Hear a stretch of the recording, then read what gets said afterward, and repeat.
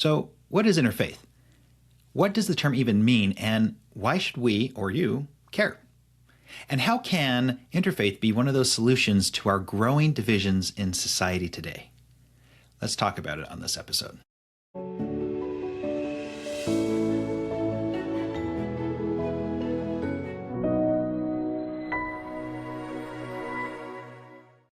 Welcome to Interfaith Conversations. I'm Matthew McKnight, your host.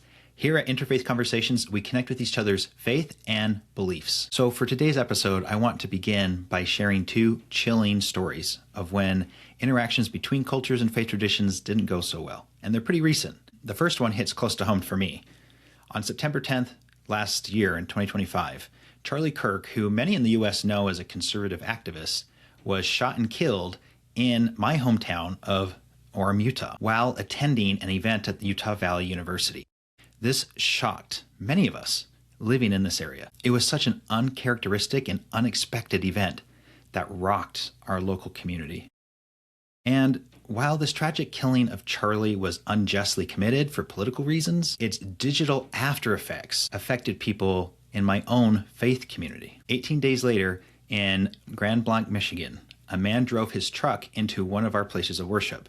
He opened fire on people in attendance and lit the building on fire. 4 members of my faith were killed and 8 were wounded.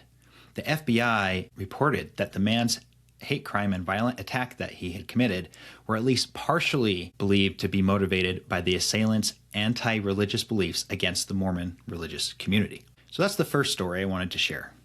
Chilling, right? Let me share another tragic story that just happened over the holidays, this time in Australia. On December 14th, in Bondi Beach, which is a suburb of Sydney, 2 gunmen shot at members of the Jewish community and others nearby on the beach, killing 15 people and injuring 39 others. One of the members from the Jewish community that was killed was a Holocaust survivor. The Jewish community were lighting a menorah to commemorate the Jewish holiday of Hanukkah. This event sent shockwaves through Australia and throughout the world via digital media. These stories can conjure up many emotions, and they probably should.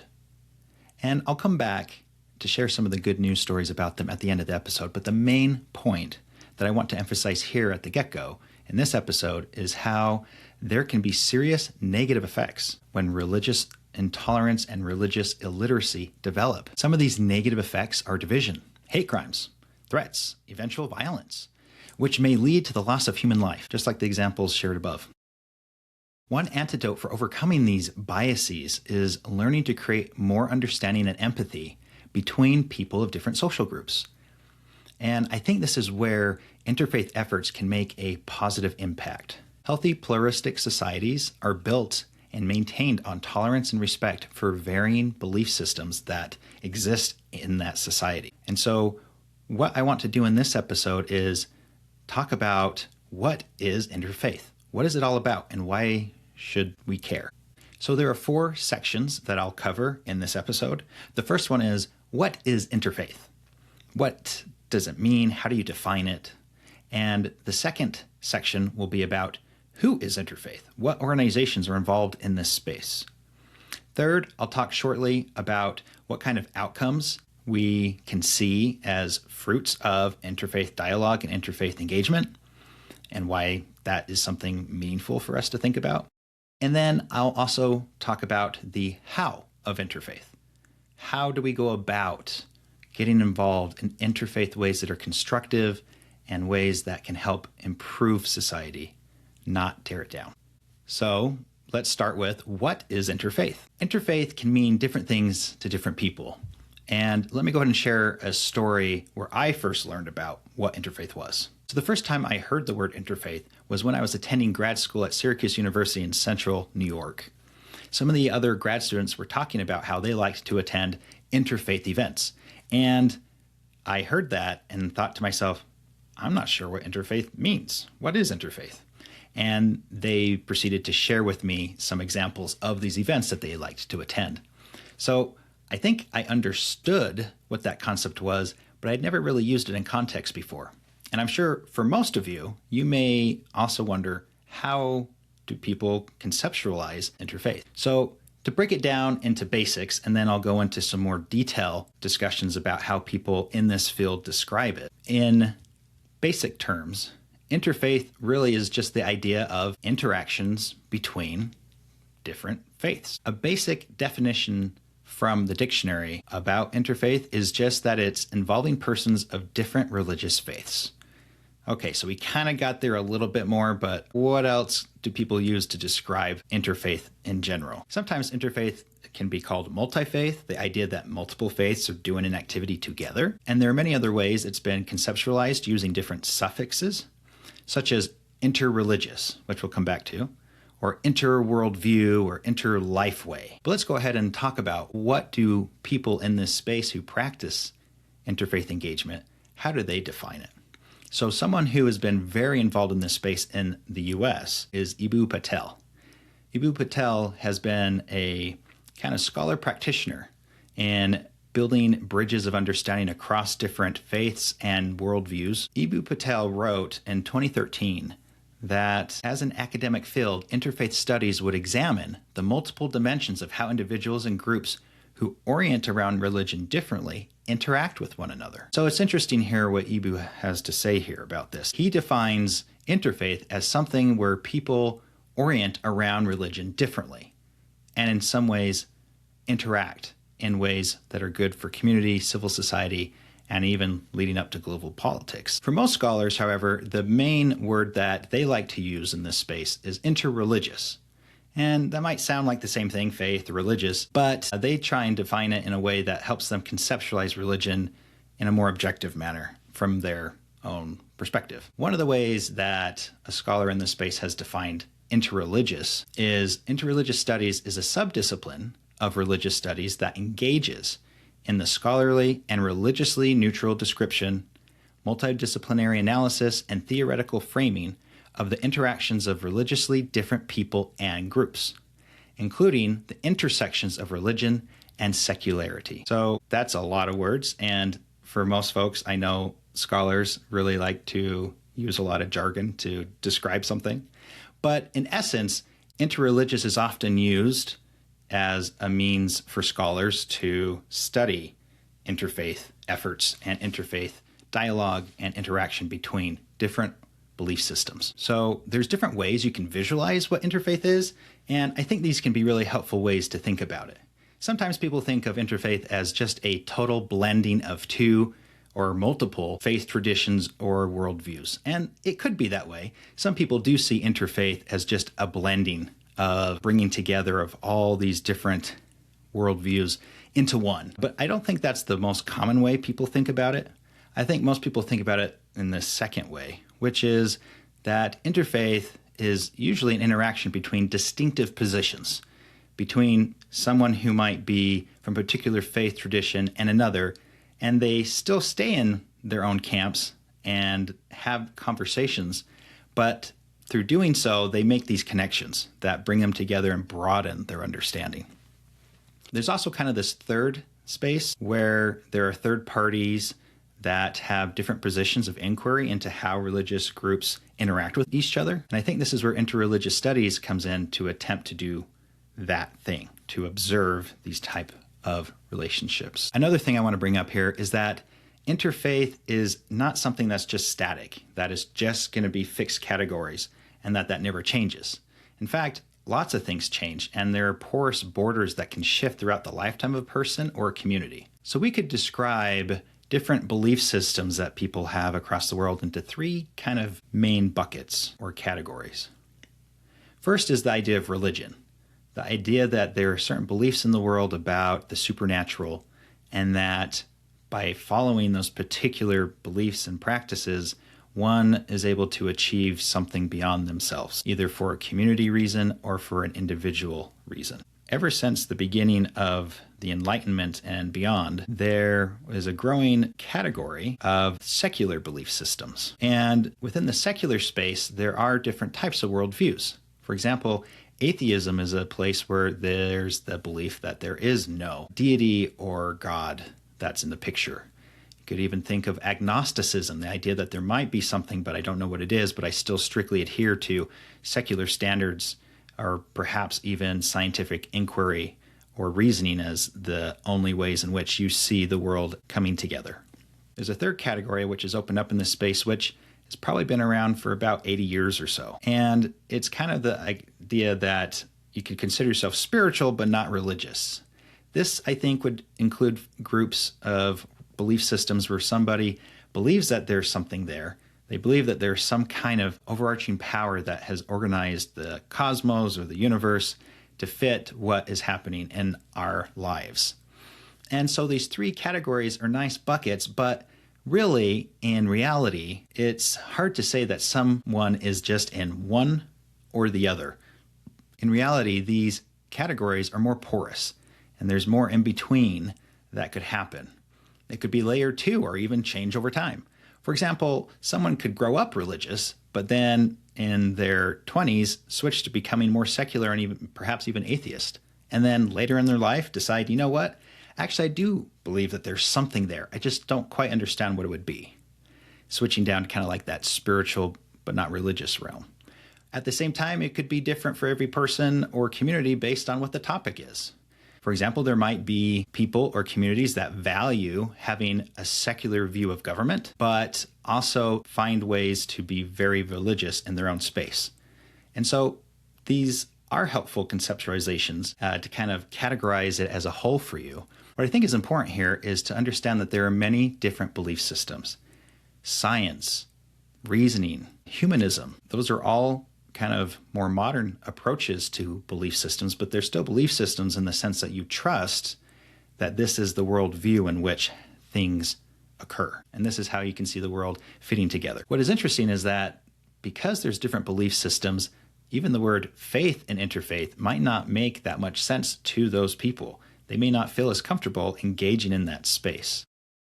And so that's why earlier when I talk about the idea of inter-lifeway or inter-worldview is sometimes preferred for some groups. Even so, I think interfaith is more about any belief system interacting personally and not just between religious traditions. For example, I would consider interfaith conversations to include conversations about belief or morals between a Christian and an atheist, or a Muslim and a secular scientist, or a lifelong Jewish rabbi with someone who is spiritual but not religious. I think all those type of conversations could still fit under the general category of interfaith. And that's how I treat it on my channel. So let's go ahead and summarize what I think interfaith is and what I think interfaith is not. What interfaith is respectful dialogue between different religious or belief systems. Interfaith is also open to learning from other perspectives. It requires mutual understanding and generally requires a sense of service towards another person or community that's different than your own. And interfaith is something that evolves and changes. It can improve, it can become more disordered, it can change back and forth. It might change in someone's life or in a community. What I think interfaith is it's not a debate. It's not where you are so grounded in your own principles that you're not willing to talk and discuss and be open to what another perspective is trying to teach you. Interfaith is not for the purpose of getting ammunition to take down another side. I think this is really important because sometimes people may think that I can use this space to get information from somebody just so I can now use it against them or their community later. And I think that's a disservice. Interfaith, I think, is also not about one-upping each other. It's not about saying, I have this, but you don't, or I have this, and it's better than what you have. It's the idea of coming together and understanding what you don't already know, or what you don't already have in your own tradition that someone else may have. And you have that opportunity to learn and grow from their own space. The other thing too is interfaith is not proselytizing. It's not the idea that I'm trying to convert. And I think this is really important. I think many people are concerned that if they get involved in interfaith efforts, somehow they will now lose their faith. I haven't found that to be true for myself. I think if you may not be very strong in your own belief system, maybe that might shake it a little bit. And even in my own life, there are times in which I've had experiences in an interfaith way where I have felt, wow, I didn't even think of conceiving of the world this way. How does this fit for me? And I don't think that's bad. It's asking questions to make me think deeper and more broad.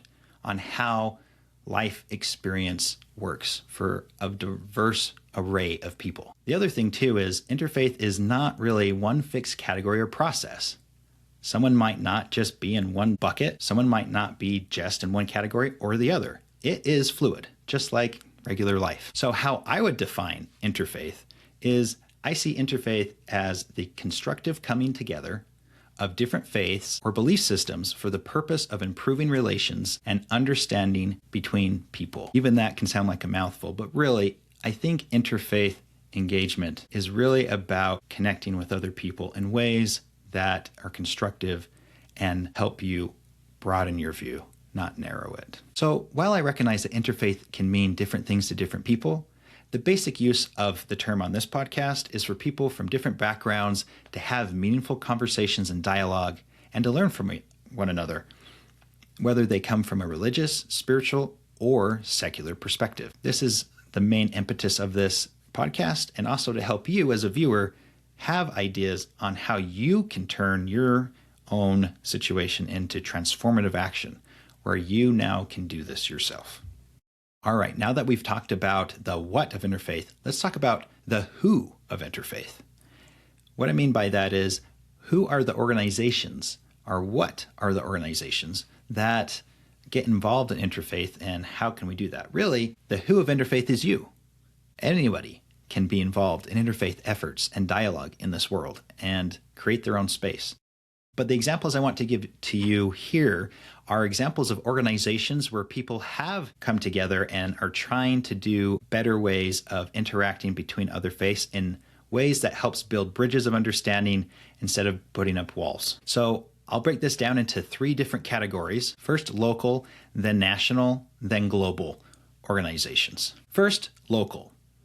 There are many local interfaith organizations all over the United States and the world. In the United States, there are many local communities that have come together to create their own interfaith organizations. And you could look in your own area and probably find one that's not far away from you. In my own space here in Utah, Utah Valley has its own group that meets, which is called the Utah Valley Interfaith Association.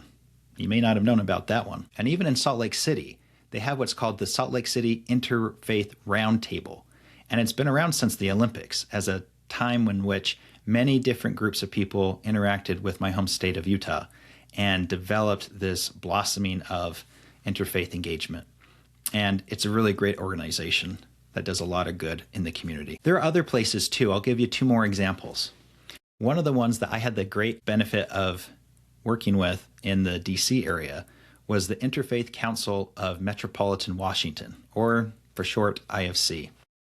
IFC does all sorts of different things in the community, and one of the things I loved about what they did when I was living in the DC area was that they had different events that people could come to and engage with each other in interfaith efforts. They also put together a list of resources for people in the local area, such as food banks and other things to help people with social services that may be in need of that for local communities or faith leaders.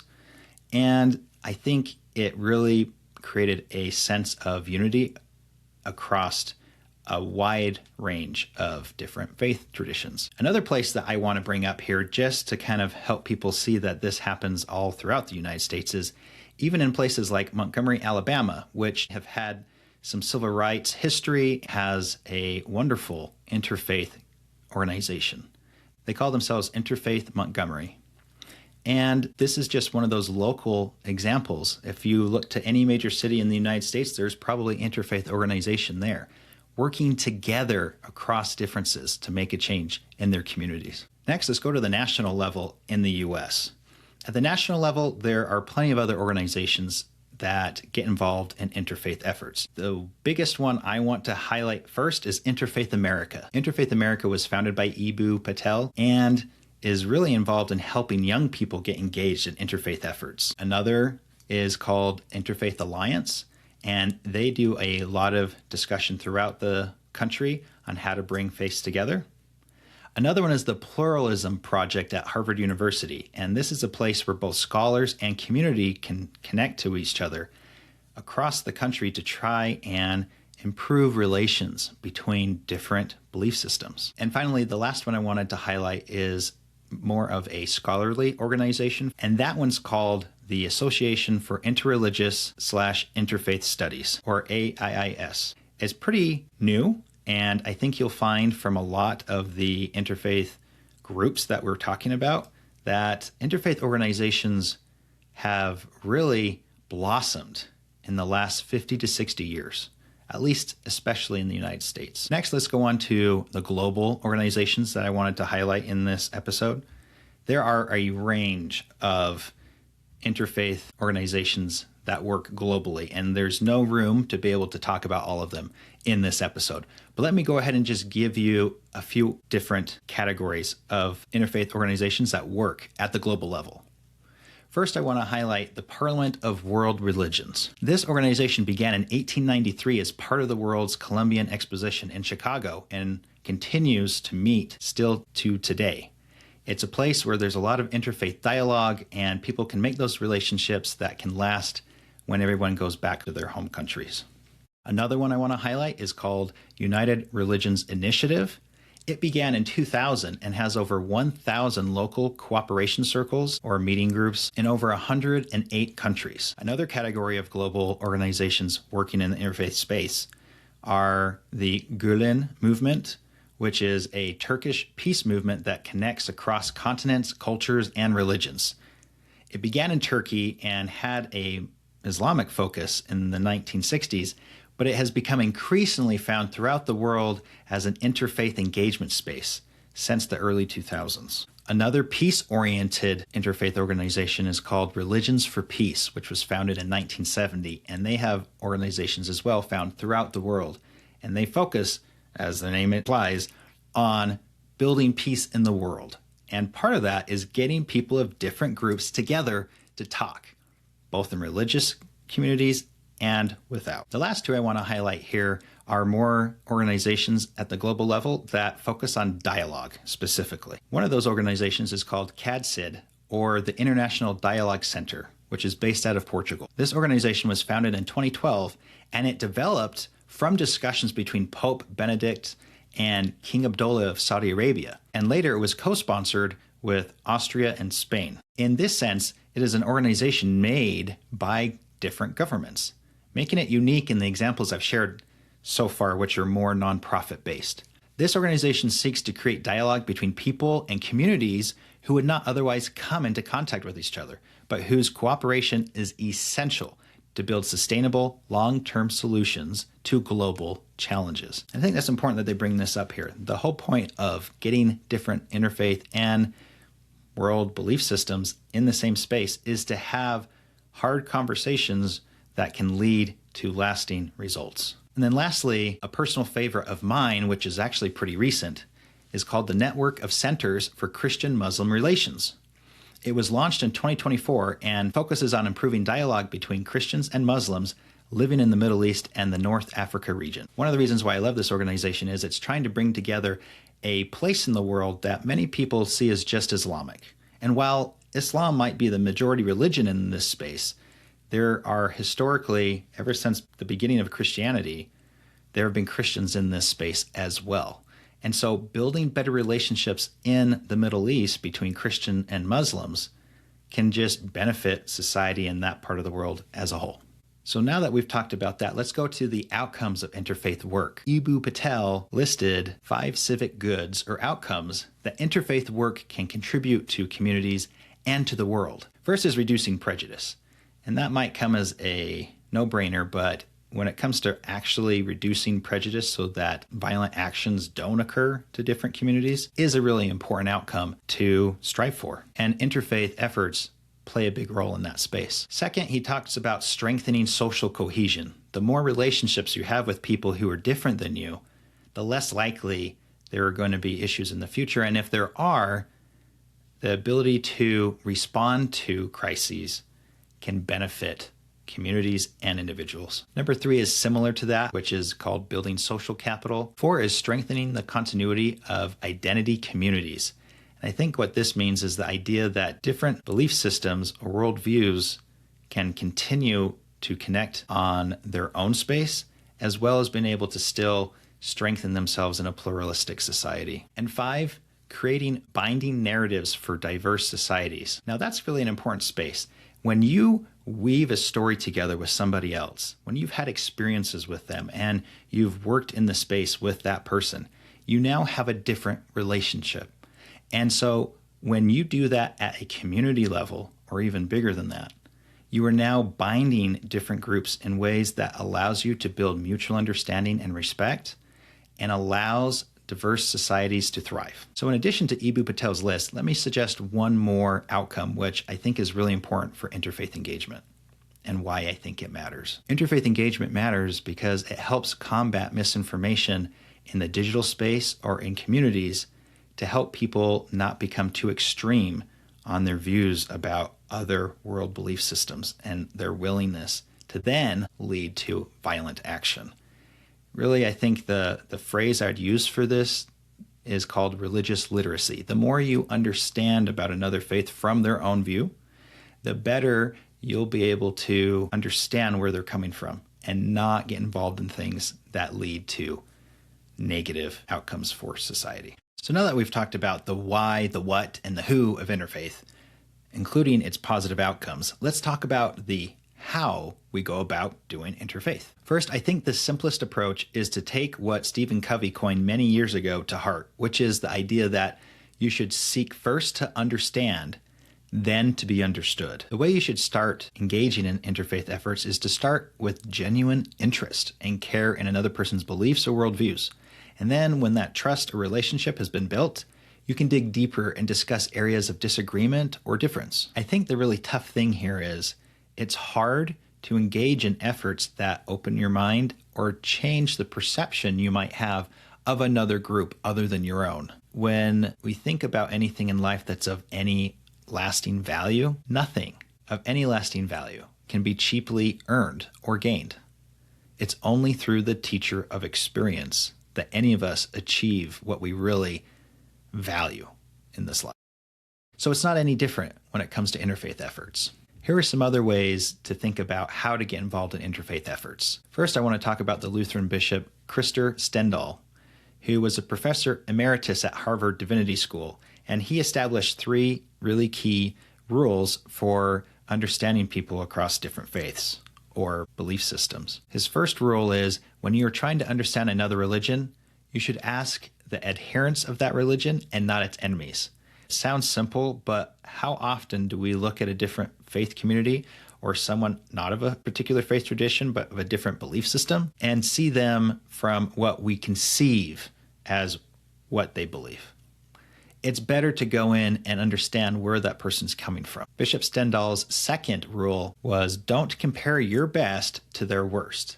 I think this is really important. A few years ago, I heard an analogy that ties really well into this rule, which is the idea that you don't dig up dirt on people, right? When you're in this space, the point is viewing the fruits of what they contribute to, not something from their past or something that might seem like they look less than your own worldview is. Bishop Stendahl's third rule was leave room for holy envy by finding elements in other faiths to emulate. This is a really cool principle. The idea of holy envy is just the notion that there's something I admire in your faith, or holy envy, that if I had brought it into my faith, I think it would make my own worldview or perspective even better. And I think there's lots of ways in which we can do that. Speaking of the idea that we need to approach interfaith engagement in a way of openness and compassion, I want to share a quote from one of our apostles in our faith, Elder Kieran. And Elder Kieran recently was in a meeting with world leaders in Astana, Kazakhstan, to discuss differences between faiths and different parts of the world and how we can do better on connecting with each other in respect and tolerance, even if we choose to believe differently. Elder Kieran said on that occasion, the spaces between us become sacred when we take time to listen, when we replace judgment with compassion, and when we remember that what unites us is far greater than what might divide us. Elder Kieran is not saying that we just need to hold hands and sing Kumbaya for the rest of our life and never work through things or come together on real issues.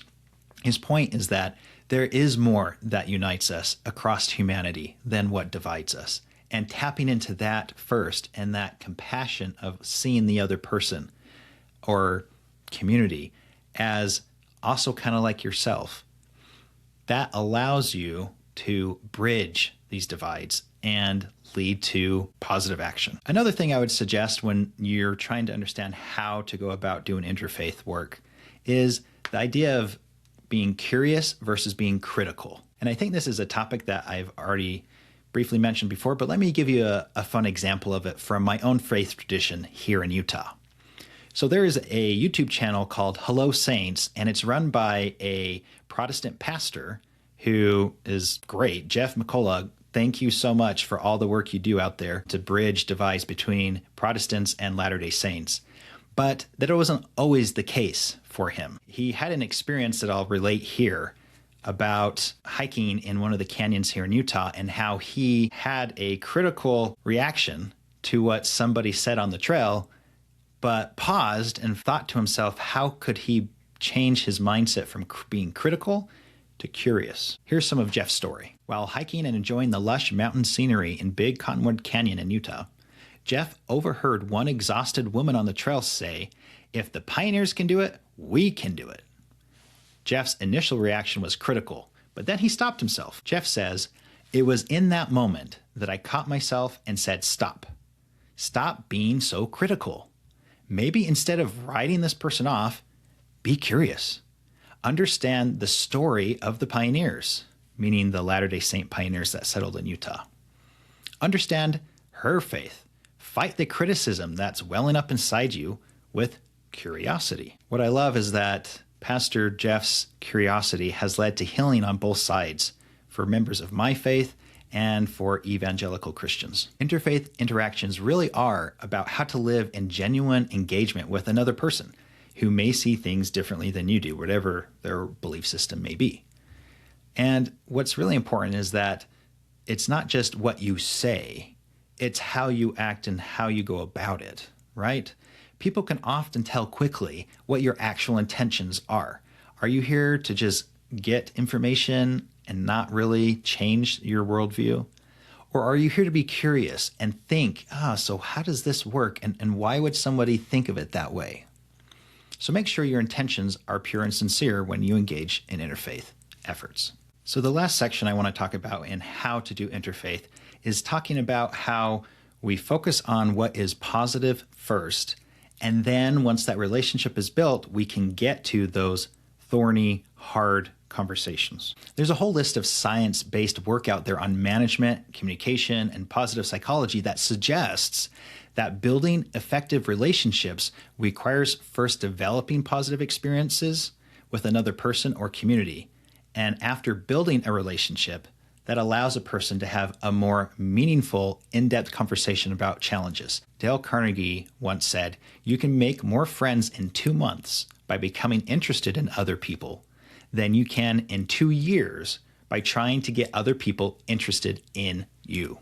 So making connections is really important to get to that deep level conversation. So there is another scholar practitioner named Suzanne Abadian who is currently the executive director of the Interfaith Council in the DC area, who has written about the idea that we can have surface level kumbaya conversations in a interfaith space, but what is really important is to get deep. She means you have to have relationships built before you go into that deep space, because once you start having those deep conversations, it gets difficult.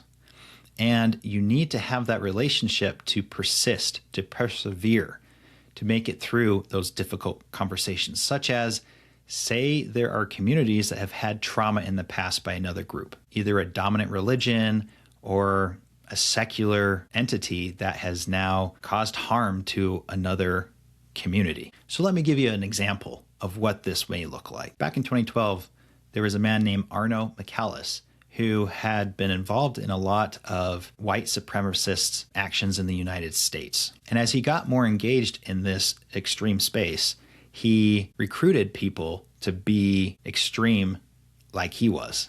And unfortunately, one of the people he recruited committed a horrible act. On August 5th, 2012, a man that he had recruited that had become extreme in his own ideology killed 6 people at a Sikh temple in Oak Creek, Wisconsin. These were disturbing events, and at the time, Arno had finally decided to leave his extremist path, but he had learned that this was something he had caused through recruiting this individual. So Arno sought out a son of one of the Sikh men who were killed in that event, and his name was Pardeep Kaleka. And together they founded Serve to Unite in 2013 as a means to help heal those who had been through these type of violent behaviors and improve connectedness between these different spaces. Today, Arno McAllis and others also created a nonprofit called Life After Hate. The whole purpose of it being help people get out of extreme behaviors and recognize the value of the other that they have been taught to hate. So even though that was an awful tragedy, there was a way that the different sides were able to come together in a manner that is helping communities heal from these atrocities. It's exactly these type of efforts that make interfaith efforts not only a key need to society, but also a moral imperative. We cannot truly thrive in a society that is global, digitally connected, interconnected across the world without challenging hate or even just indifference. We need each other to make this world a better place. And I need you to help find creative ways to do this in your own sphere of influence. So now that we have talked about the why, the what, the who, the how of interfaith, let's go ahead and just return to the first stories that I shared at the beginning of this episode and talk about how healing and meaningful action are helping people move beyond the pain of those tragic events. In the example where people from my Latter-day Saint community were attacked in Grand Blanc, Michigan, there's a really neat story that came out of that. So, of course, there was a lot of trauma for many people going through that experience, but there was one member of our faith who started an online donation campaign to help support the family of the perpetrator, the shooter, because he realized that family were also victims of this tragedy. To create a FundMe campaign that allowed that family to receive help in their time of need that was across the aisle, the attacker side, was a really sweet thing to hear about. And these things happen all the time. I'm not saying that this is the only time this happens. This only happens in my faith community. There are many different communities in which this happens, which is why I'm going to turn to the other good news story about what happened with the shootings in Australia at Bondi Beach. On the day that the shootings were occurring, there was a man named Al Ahmed, and he was a Syrian Australian Muslim immigrant who went and grabbed the gun from one of the shooters and tried to get him to stop. And in doing so, slowed him down, and he was injured in the process. What is amazing about it is how many lives Al Ahmed saved because of that action. He helped stop the shooters long enough for others to be able to show up and help. What is really amazing about this story is Al Ahmed himself was a Muslim immigrant, and those who were perpetrating the events of the shooting themselves had become radicalized by online content themselves who were Muslim. And so it shows that religion and faith and belief are not fixed categories, and that even within one's own faith group, I'm really grateful for people like Al Ahmed who stand up and are willing to help keep people safe and do good things in their community. When it comes to interfaith conversations, they can help us transcend prejudice and the boundaries in which we have now been fixed according to the life circumstance we've been dealt. They open us up to learning the lived experience of other people beyond our own faith or belief system that gives us a view into the existence of their world. When we then take that understanding and reflect on what that means to us in our own faith, we can change the world. So here at the end of the episode, what are ways you can be more engaged in interfaith efforts? First, be open, curious, and compassionate. be genuine. Second, build trust with those who actually practice a particular faith or belief system that you're interested in. Don't just read about it online. Learn about the people who practice it and want to follow it themselves. Third, find holy envy in another person's faith or belief system. Be engaged in them, whether it's atheism or humanism or Christianity or Islam or whatever it is. You can find things in that person's space that helps you connect with them and help create solutions together. 4, serve together in the community.